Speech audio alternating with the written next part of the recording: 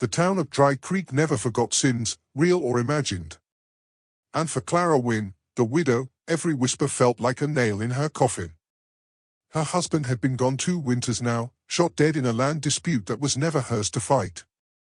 Yet still, she carried his debts like chains, and worse, the shame the town had placed on her shoulders. By day, she worked her small patch of dust-worn land, hands blistered and raw. By night, she sat awake by a half-burned lamp, staring at the rope coiled by her door, a rope the townsfolk once said should have been used on her instead of him. 5 nights she hadn't slept. Not truly. Each creak of the wind through the rafters set her heart racing. Each whisper outside felt like men circling. The desert had a way of carrying voices, and Clara swore it carried her name on it. But she never broke. Not yet. For in the silence of that 5th night, when the world seemed set against her, a rider appeared at the edge of her land, a young rancher named Eli Carter. He was not meant for her world of shame and survival. Yet something in his eyes, weary from his own wars, said he'd been searching for a fight worth taking. Eli Carter had land enough to last him a lifetime, his father's ranch spread wide as the horizon. Men called him fortunate, called him blessed, but Eli carried fortune like a stone around his neck. His father's sudden death had left him young and untested, inheritor of cattle, debts, and a crew of hardened cowhands twice his age. They never said it outright, but Eli felt their doubt in every glance. The boy's too soft, the boy's too green, the boy won't last. He rode nights to prove them wrong. Nights when the desert winds cut like knives, when even coyotes fell silent. And on the 5th night without sleep, fate drew him to the widow's shack. He knew her name, everyone did. Clara Wynne, the shame-marked woman. Men spit her name at card tables, women crossed the street when she walked past. Eli had been told she was a curse, a shadow, a danger to any man fool enough to help her. But as he watched her lantern glow weak against the dark, he saw no curse. Only a woman worn thin by grief, too stubborn to bend. Something in that sight stirred a fire in him, the kind a man can't put out once it starts. He should have turned his horse away, let her fate be her own. Instead, he dismounted. His boots struck the dirt like a vow he wasn't sure he meant to make. He called low, so as not to startle her. From inside, her voice came sharp, tired, but unbroken. You come for rope or mercy? The question hung between them, heavier than the desert night. Clara stood in the doorway, lantern trembling in her hand. The light caught her face, hollowed by long nights, streaked with dust and worry, but her eyes still burned with a strange, stubborn fire. At her feet lay the rope. Frayed, coiled, its fibers blackened where flame once kissed it. It was no tool for cattle now, it was the remnant of a noose the town had meant for her when rumors ran hotter than truth. She kept it near, not as penance, but as reminder. Survival had a cost, and she paid it daily. Eli's eyes fell to it, and for a breath he said nothing. Most men would have spat, laughed, or turned heel. But Eli only tilted his head, as though studying a scar on the land itself. You keep it close, he said, voice rough from the ride. Clara's jaw tightened. Better to see the devil at your door than wait for him in the dark. Her words carried the weight of every insult, every stone-eyed glance from town. But Eli did not answer with pity, only a silence that lingered like respect. The wind pressed between them, dry and restless. For a moment, it felt as though the whole desert was holding its breath. Eli bent slowly, gloved hand brushing the rope. He did not take it. He only touched it, then looked back at her. That rope don't own you, he said, quiet as a prayer. Clara's lips parted, ready to argue, but the words died on her tongue. No man had ever spoken of it that way, not as curse, not as weapon, but as something she might one day bury. And in that pause, something small shifted between them. Not trust, not yet, but the faintest crack in her wall of grief. Eli didn't ask if he could stay. He simply tethered his horse to the post, set his bedroll near the cold ashes of her fire pit, and struck a spark. The flames licked high, crackling against the emptiness of the desert night. Clara watched from the doorway, arms folded against her chest. You'll bring trouble, she said. Eli didn't look up. Trouble's already here. And so the nights began. The first night, Clara lay stiff in her narrow bed, listening to his boots shifting outside, the sound of his rifle being checked, the low hum of a man awake while the world slept. Her heart beat too fast, not from fear, but from the strange safety of knowing someone stood between her and the dark. The second night, coyotes circled close. She heard Eli's calm voice drift into the wind, "Not tonight, boys." The coyotes howled, then fell away. Clara pressed her face into her pillow, the tears slipping where no one could see. The third night, she brought him a tin cup of coffee. She didn't speak as she handed it over, and he didn't thank her aloud. But his hand brushed hers, rough and warm, and the moment lingered longer than it should have. The fourth night, the town's riders passed near, their laughter carrying across the flats. Clara froze at the sound, but Eli only stoked the fire higher, daring them with its glow. "Let them see," he said. She looked at him then, not as boy, not as heir, but as a man willing to stand where no one else would. By the fifth night, her lantern stayed unlit. She no longer feared the dark, not with his fire burning steady outside. She opened her door, sat across the flames from him, and for the first time in 2 years, let herself breathe. Neither spoke much. The silence between them was enough, stitched together by the crackle of firewood, the whisper of desert wind, and the slow, unspoken promise that neither was alone anymore. By dawn of the sixth day, the whispers had grown too loud to ignore. Dry Creek was a place where silence killed quicker than bullets, and Clara knew the town's silence toward Eli's watchfires meant something was coming. It arrived in the form of 4 riders, dust rising behind them like smoke. They stopped at the fence line, faces half hidden beneath wide brims. Clara recognized them, men who'd spat at her feet in the street, men who once carried rope in their saddlebags for her neck. Eli stood before them, hands steady at his sides. He didn't draw. Not yet. "Morning, Carter," the tallest one said, grinning with teeth yellowed from tobacco. "Shame to see your father's boy tangled up with, well, this."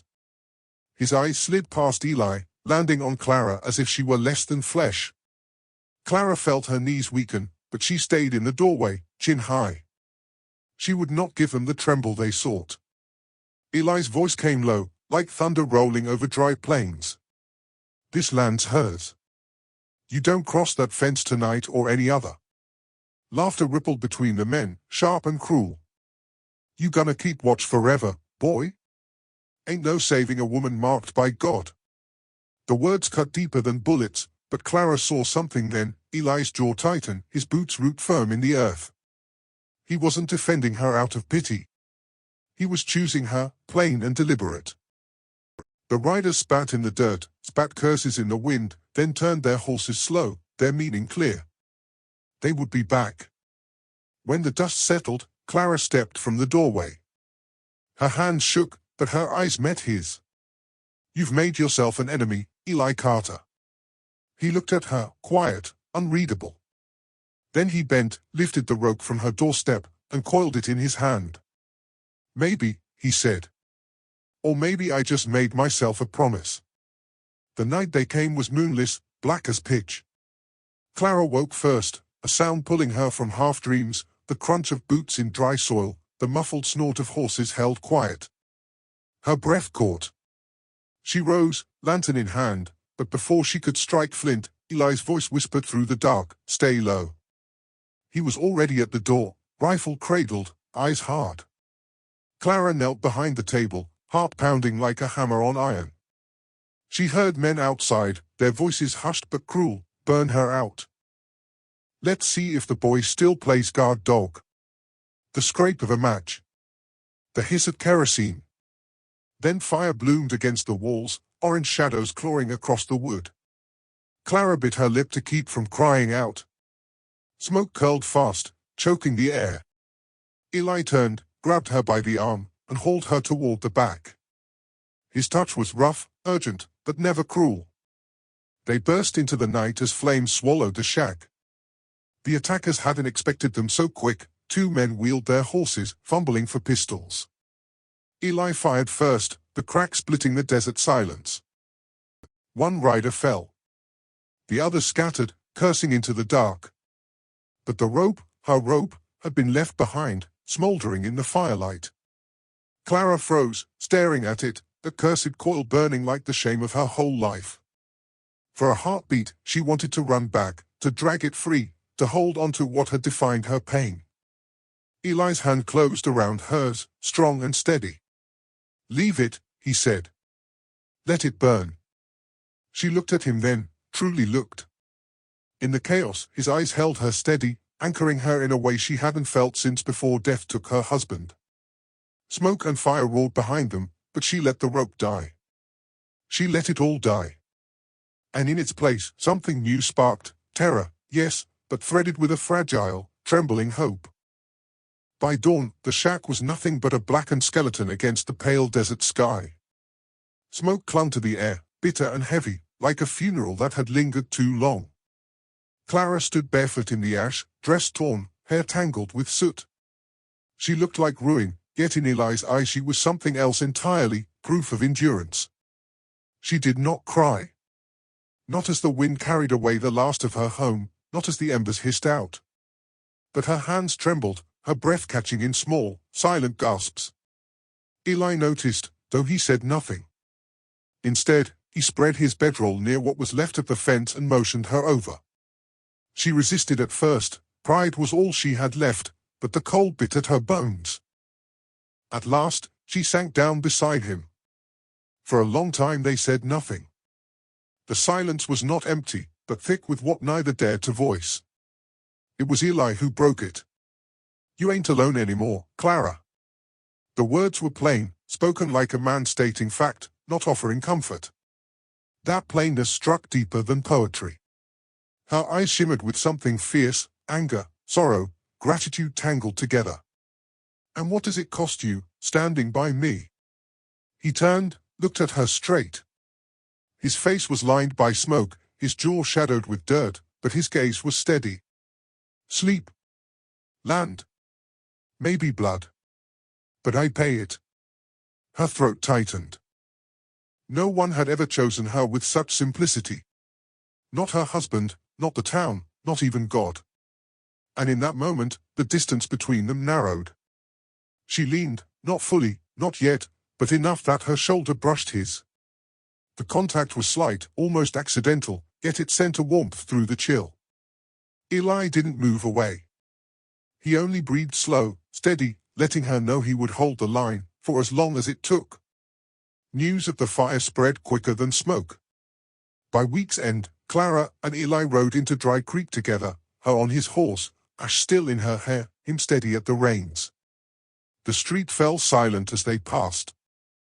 Merchants froze mid-sail, women clutched their baskets, men leaned from saloon doors with squinting eyes. 100 stares pressed down like judgment from a jury already decided. Clara felt them like knives, the old shame crawling up her throat. She wanted to shrink, to dismount, to walk alone as she always had.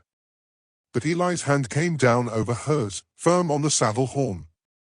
He did not look at her, but he did not let go. A murmur rippled through the crowd, shock, anger, disbelief. It was not just his hand, it was the claim it made, she is not alone, she is not unwanted. Then, a smaller voice broke through. A boy no older than 6 tugged at his mother's skirt and called out clear, "Ma, that's the widow. She ain't bad, she's just like us." The words were simple, child-born, but they cracked the silence wide open. A few faces softened, one woman lowered her eyes, a man spat but didn't meet Eli's gaze. Something had shifted, small, but undeniable. Clara's chest shook. For once, the crowd's weight did not crush her. She looked at Eli, and in his quiet, unyielding eyes, she saw the start of something braver than survival, belonging. They did not return to Clara's shack, it was ash and memory. Instead, Eli brought her to a small, half-forgotten cabin on the edge of his father's old grazing land. The place was rough, beams sagging, windows cracked, but it stood. It was enough. Together they set about mending it. By day, Clara's hand stitched curtains from what cloth she had salvaged, Eli split wood and patched the roof. By night, they sat near the fire, the silence between them gentler now, not edged with fear but softened by tired trust. One evening, Clara burned her palm on the kettle hook. She hissed, tried to pull away, but Eli caught her wrist. His thumb brushed the blistered skin with a tenderness that startled them both. He bent, slow, almost uncertain, and pressed his lips against the mark. A scar not yet formed, kissed before it could shame her. Clara's breath trembled. She had thought herself ruined, marked forever by loss and whispers. Yet here was proof that scars could be honored, not hidden. Later, in the hush of firelight, Eli laid the blackened coil of rope, the one he had pulled from the ashes, between them. Charred, brittle, it was useless now. But as Clara touched it, she did not feel curse or weight. She felt release. Together, they buried it beneath the cabin's threshold, the earth swallowing what had bound her.